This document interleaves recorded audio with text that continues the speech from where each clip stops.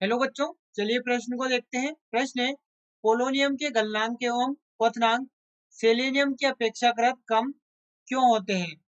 तो देखिए बच्चों, यहाँ पर बात करें प्रश्न की मुख्य अवधारणा की। मुख्य अवधारणा,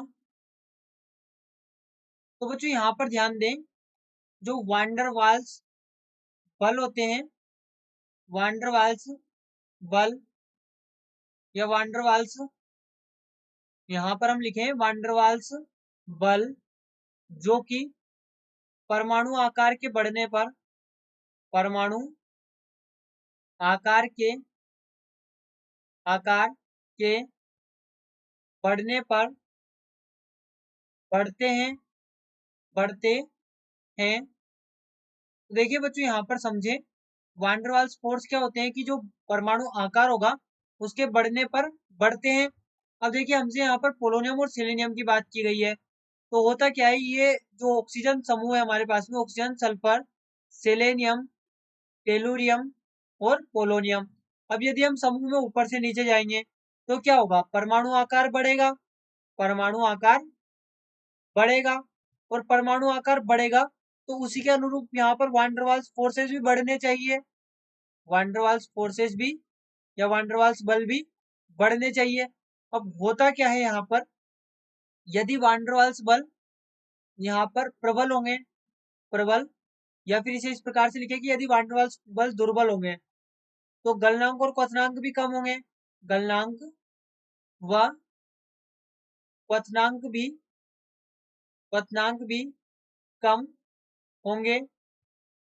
तो देखिए होता क्या है कि जो पोलोनियम है, यहाँ पर जो पोलोनियम है, पोलोनियम में जो अक्रिय युग्म प्रभाव कार्य करता है, अक्रिय युग्म प्रभाव कार्य करता है।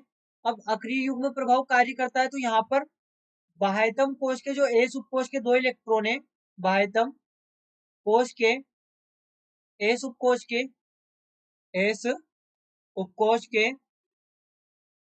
2 इलेक्ट्रॉन, 2 इलेक्ट्रॉन रासायनिक अभिक्रिया में, एस उपकोश के 2 इलेक्ट्रॉन रासायनिक अभिक्रिया में,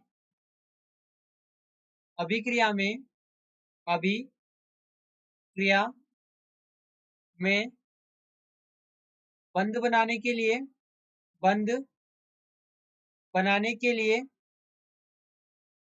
उपलब्ध नहीं होते, उपलब्ध नहीं होते, नहीं होते, इसलिए यहाँ पर दुर्बल वांडरवाल्स बल होते हैं, दुर्बल वांडरवाल्स, दुर्बल वांडरवाल्स बल कार्य करते हैं।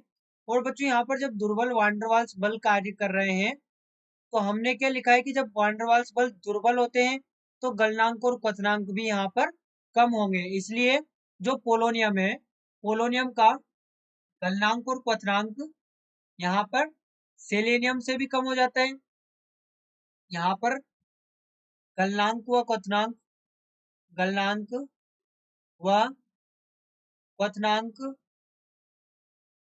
क्वथनांक सेलेनियम से भी, सेलेनियम से भी कम हो जाता है, कम हो जाता है।